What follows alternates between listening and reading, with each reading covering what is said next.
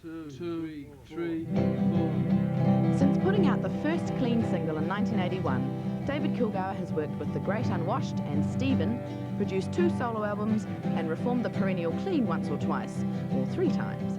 We got together with the Dunedin resident Beach Boy for a look over his work of the 80s and 90s.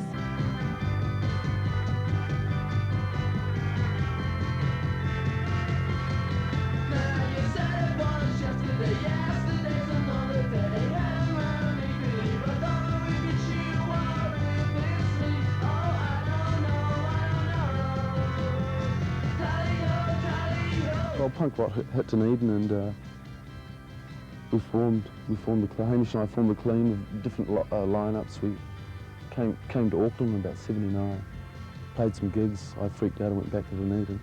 Hamish turned up about a year or 2 later in Dunedin. We got it going again, and you know, and it was all over about 2 years later. I mean, as simple as that.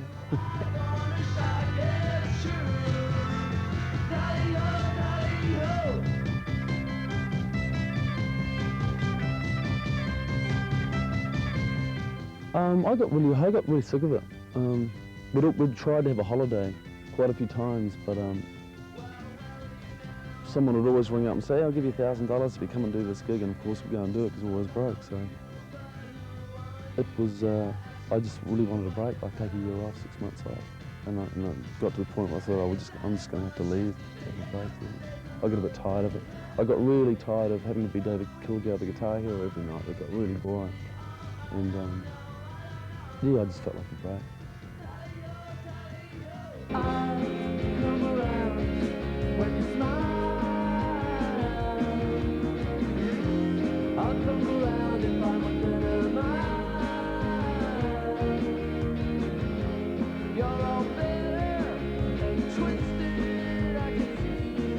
Well, it's not that different because I still use a band and I still record with the band, so it's not that different. The major difference, I suppose, would be that, I mean, comparing to the Clean, which was more collaborative and a three-way thing, I generally have to deliver the goods, so it'll be the main difference. It's still a band, though, really.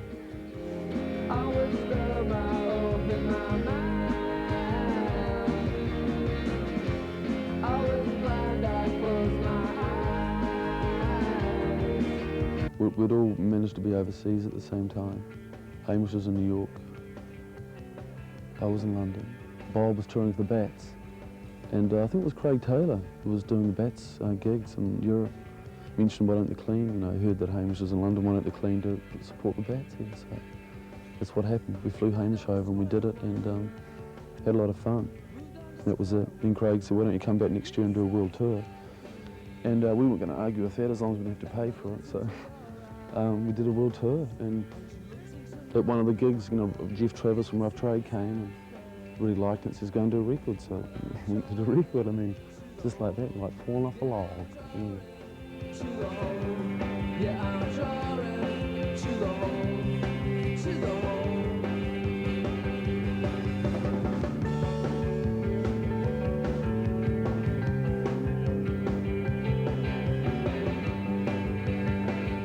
It's a really hard line to walk, but I try to. I like, you know, I mean, obviously I want to make records and to sell them and make a living out of it, but also I want to have some fun. I want it to be enjoyable, so I try to balance the two. I mean, it's really difficult to do, but I'm reasonably ambitious, but without, you know, killing myself, without, you know, compromising myself too much. It's a hard line to walk, but that's what I try to do. It's got to be fun, and I mean, I wouldn't do it if it wasn't fun anyway, so.